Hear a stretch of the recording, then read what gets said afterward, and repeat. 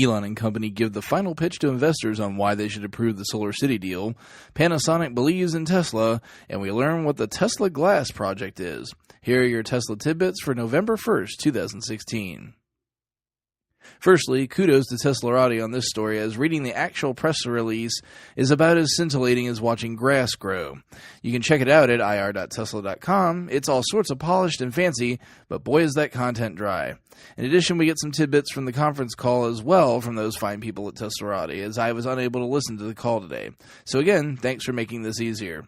Now then, to the case for the merger as made by Tesla. Key to many investors are doubts that Solar City is actually making any money and whether it will be a drag on Tesla's balance sheet.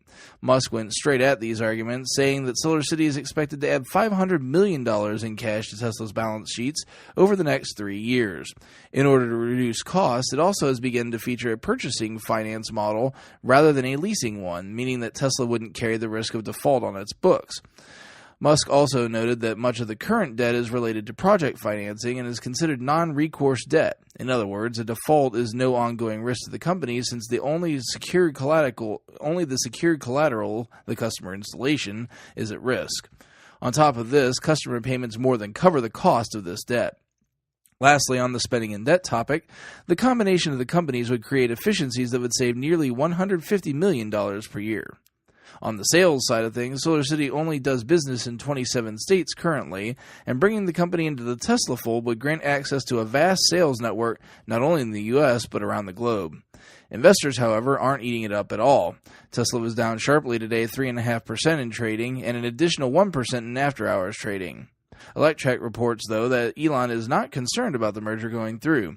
He talked about the early votes being in favor of the merger. Quote, "As I expressed before, I'm pretty optimistic about where the vote is going. The early votes so far have been overwhelmingly in favor, and I'd be surprised if it wouldn't pass." End quote. Back to Teslarati for some news at the Gigafactory. The Gigafactory is on Panasonic's mind, as the electronics giant has revised its earnings forecast due in part to the Tesla partnership. The impending reduced earnings is due to the shift to smart technology, according to Panasonic president Kazuhiro Tsuga. Quote, "We are seeing strong demand for EV batteries, not just from Tesla, but various other automakers. We see the rechargeable battery business as the biggest growth driver, so we are aggressively making upfront and strategic investment here." End quote.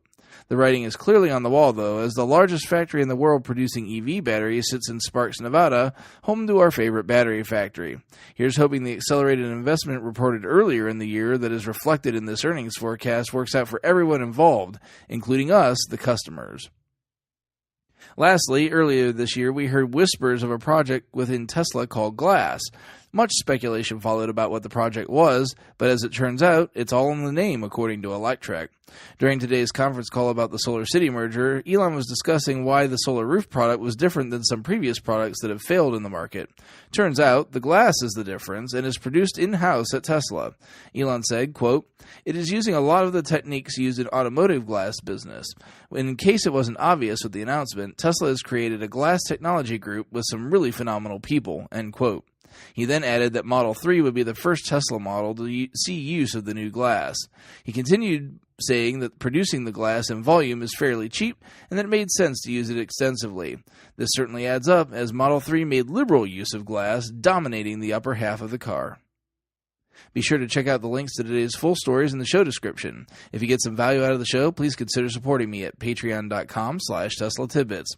Even $0.25 a month would be greatly appreciated. Thanks as usual to my super patron John Waltauer for his support. You can be just like him at the $10 level and get your name mentioned on each podcast. You can support the show for free, though, through positive reviews on the major media services where you find the show, and by simply spreading word of the show to other Tesla lovers. Be sure to contribute to my Extra Life campaign if you have some spare money to help sick kids. All proceeds benefit Rainbow Babies and Children's Hospital in Cleveland, Ohio. You can find my fundraising page at bit.ly/tt-el2016, all those letters are in capitals there, as well as in the show description. If you have feedback for the show, the best way to be heard is to tweet at Tesla Tidbits.